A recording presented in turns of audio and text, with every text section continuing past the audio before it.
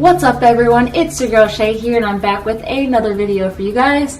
And I have an anime review for you guys and it's on the anime Urahara. Now Urahara is about three girls by the name of Rito, Mari, and Kotoko who are pretty much like designers in the Harajuku district of Japan. And when aliens come down by the name of Scoopers, who are pretty much scooping up Earth's culture because they're unable to create their own, they start to target Harajuku. So these three girls become like crime fighters to defeat the Scoopers so that they can protect Harajuku. So this show is about 12 episodes long. I watched it on Funimation via the VRV app and I watched it dubbed, and I didn't enjoy this show very much. So what immediately at first drew me to wanting to watch this show was the animation and the colors that were involved in the show, because it was very much a brightly colored show. It had a lot of pastel colors, the outfits were amazing, and that's what originally drew me to it. Also, what also made me want to watch this show was, to be honest, I'd actually started this show about 3 different times, and each time I always ended up not watching it or turning it off, mostly due to the fact that I found it kind of boring. And that is where my issue kind of relied with this show. At first the show started off, once again, very boring. I feel like the characters were kind of one-dimensional. You kind of knew a little bit already about who they were, but I'm not gonna lie, towards it got to the latter half of the series, it got a little bit deeper as far as the characters' personalities were pretty much concerned. So each of the characters kind of dealt with an issue of wanting to be accepted within the community. So you had Rito, who wanted her drawings recognized. You had Mari, who wanted to have a lot of followers. And you had Kotoko, who just didn't want to be alone because she felt that she was too weird, which was why people didn't want to basically be around her.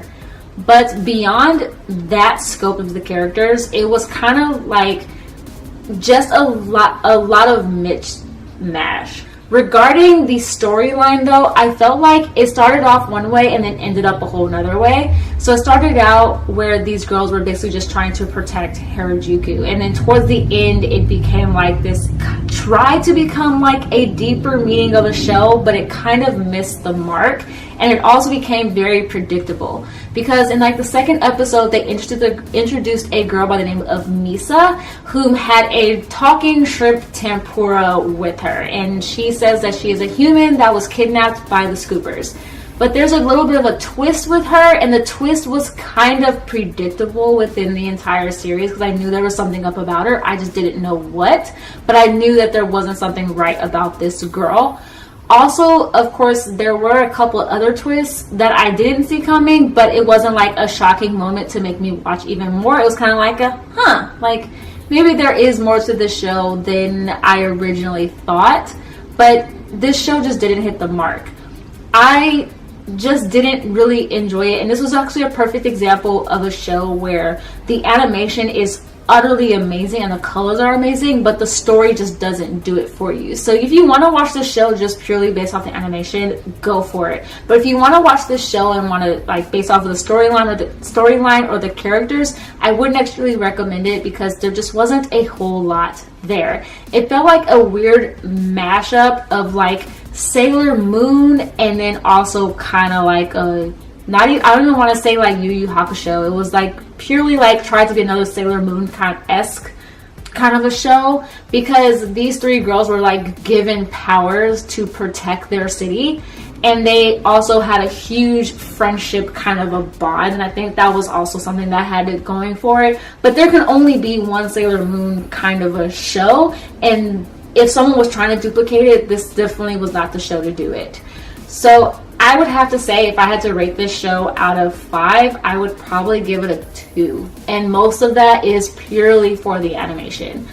Once again, the storyline wasn't very good. It was very boring of a show, and I'm actually kind of glad it was only 12 episodes, and that's something that not many of us can say very often. But yeah, overall, if you want to watch this series, they do have it via Funimation on the VRV app, although I do know that Funimation is kind of going away from VRV, so be careful of that. I originally watched this show dubbed, so if you like dubs, watch it dubbed. It wasn't a bad dub, to be completely honest. Also, what I wanted to say was that I know I had a huge mix-up with my Attack on Titan review that I did. I know that I originally said the Attack on Titan series was 12 episodes long. It's actually 24 episodes long. And I also said that they stopped at episode 7. The dub stopped at episode 7 currently, but there are about 12 episodes with the subtitles. So I do plan to go back and watch episodes 8 through 12. I do know I also put out a poll on Anime Amino for anyone who wanted to basically say whether or not it's okay for me to break it up into 3 parts as according to 2. I said I would do episodes 8 through 12, do a review on that, and then review episodes 13 through 24 once they finished airing, and then do a review from there again. So it would be 3 parts. Otherwise, it would still be like 1 through 7, and then I'd do 8 through 24 from there, and just still keep it at 2. So vote on there. I think the voting goes on for about 4 days, but I do plan to still go and watch episodes 8 through 12, just in case you guys want to do a review on it. But otherwise, that is my review for you guys. That is my video. Comment down below on if you've watched Urahara and what you guys thought of the show. And if you haven't watched it, do you now want to probably watch the show? Also, like always, you guys give this video a thumbs up. Subscribe if you haven't already, and I'll leave links down below to all my social media accounts, my Instagram, my Twitter, and my blog as well. And of course, I post new videos every Monday, Wednesday, and Saturday. Like always, you guys, stay nerdy and be positive. All right, you guys.